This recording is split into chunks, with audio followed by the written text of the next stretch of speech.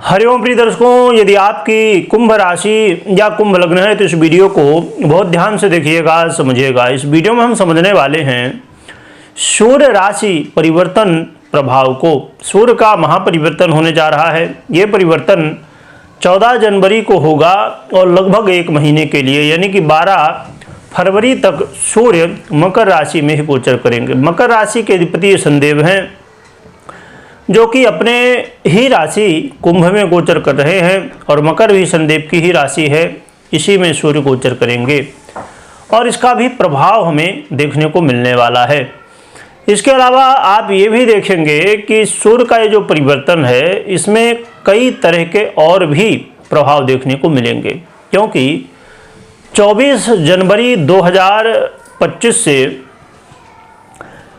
बुध भी सूर्य के साथ गोचर करना शुरू कर देंगे। यानी कि ये देखा जाए तो ये वैसे आपने सुना होगा, एक बार नहीं बहुत बार सुना होगा कि बुधादित्य योग बन रहा है, बुधादित्य योग बन रहा है। तो बुधादित्य योग कब कहाँ कैसे बनता है ये बहुत महत्वपूर्ण है। और खाली बुधादित्य योग ही नहीं, कोई भी योग कहाँ बनता है, कैसे बनता है, किस भाव में बनता है और कौन कौन से ग्रहों का प्रभाव है, बहुत सारी चीज़ें होती, किस राशि में बन रहा है, तो उसके अनुसार कोई भी और भी बहुत सारे पॉइंट होते हैं, तथ्य होते हैं जिसके आधार पे हम समझ सकते हैं कि हाँ ये योग चाहे राजयोग हो चाहे दुर्योग हो।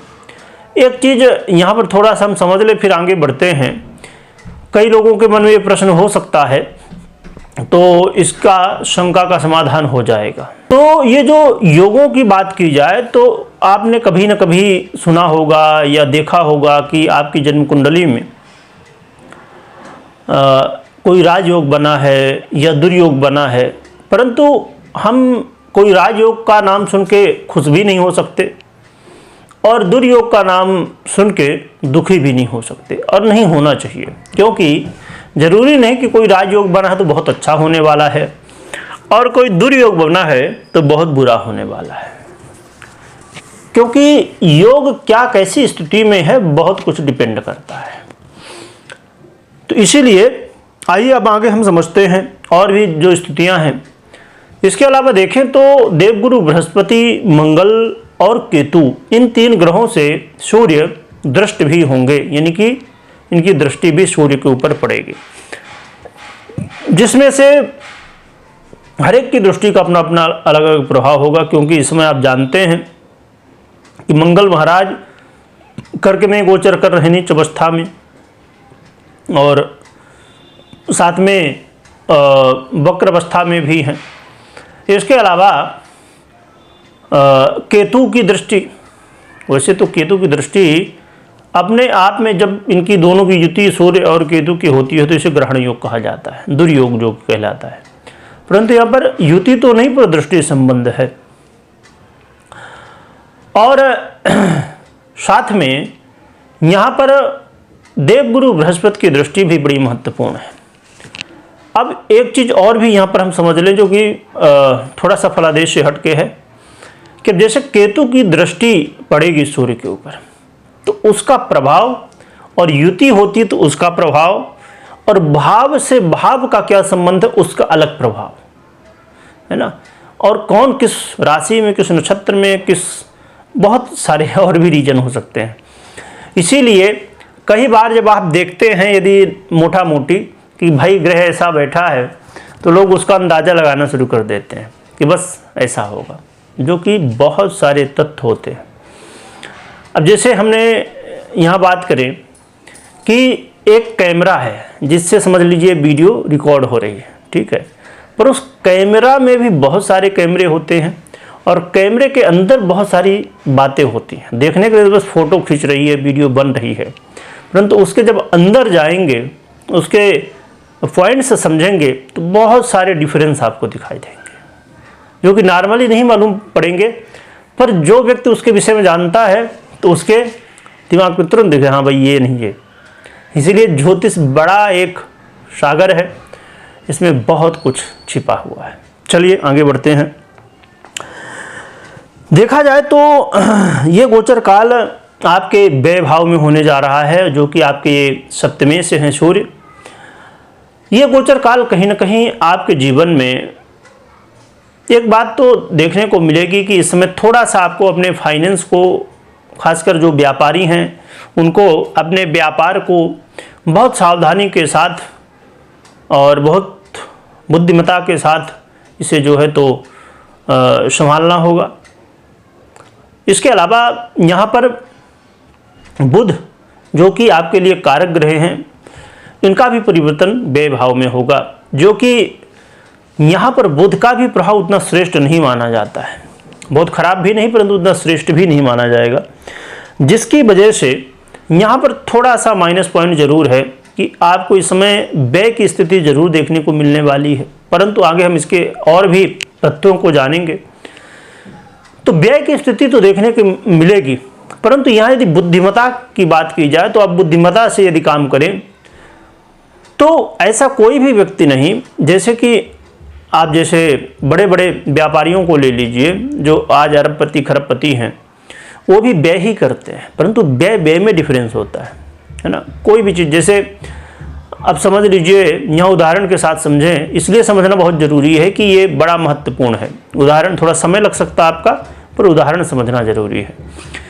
मेरी कोशिश ये होती है कि जितना सरल तरीके से बताया जाए आपको, है ना। ज्योतिष की भाषा में जाएंगे तो फिर मुश्किल हो जाती है, जिससे आपको सभी को, हर एक ऐसा व्यक्ति जो कुछ ज़्यादा ना समझे वो भी समझ जाए।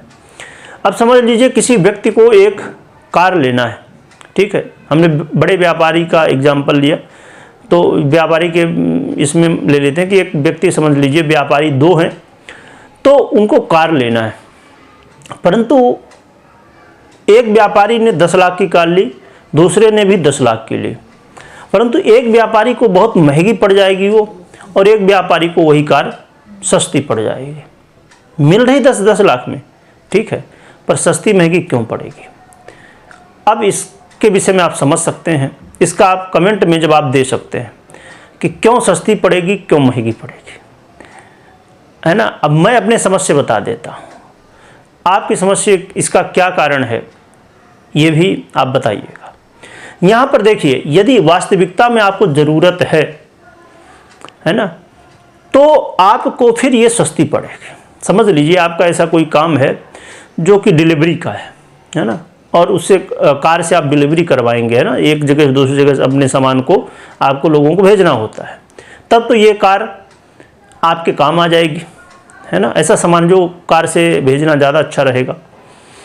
परंतु एक व्यापारी है जिसको है तो व्यापारी, पर उसको कोई ज़रूरत नहीं, उसका सामान बस यहीं एक जगह रखता है और बिकता है, उसको यहाँ भेजना नहीं पड़ता, उसके लिए महंगी पड़ जाए, क्योंकि उसका यूज ही क्या है तो व्यापारी ही, और उसका यूज ही क्या है। इसीलिए मैंने कहा व्यय में डिफरेंस होता है, इसलिए इस व्यय को ऐसी जगह में व्यय करना है जो आपको रिटर्न दे सके, जो आपको बेनिफिट दे सके, ये बुद्धिमत्ता की बात होगी।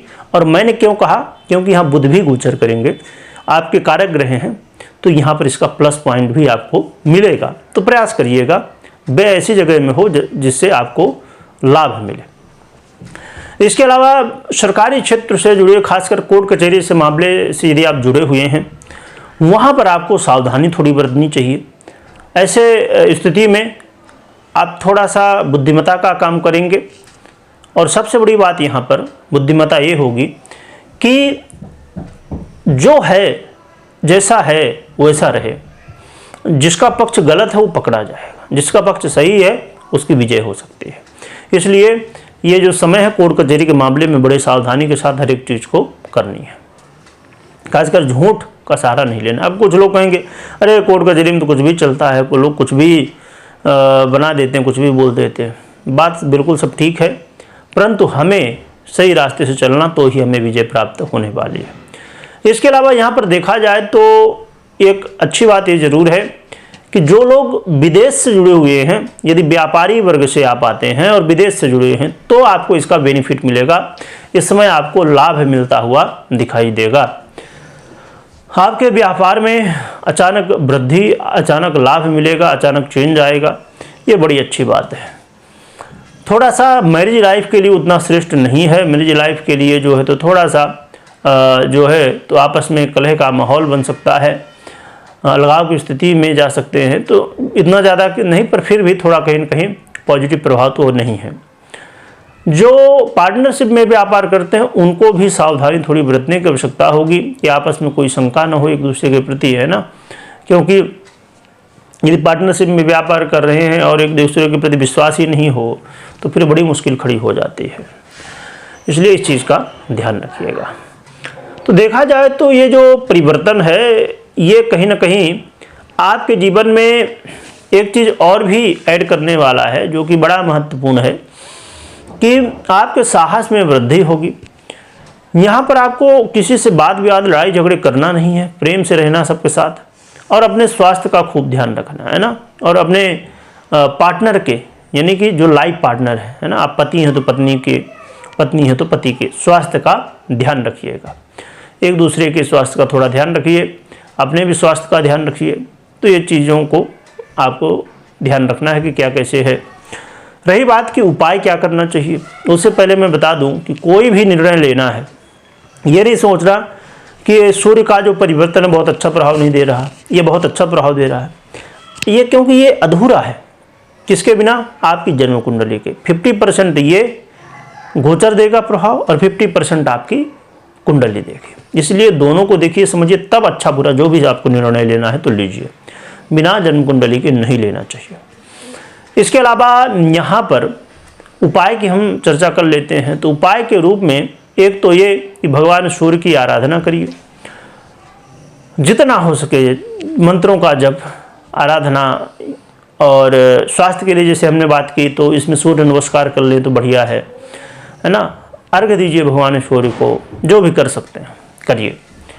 इसके अलावा साथ में आप कोशिश करिए कि भगवान शिव को जल चढ़ाइए, उनकी आराधना करिए, जिससे और भी अच्छे लाभ आपको मिल सकते हैं।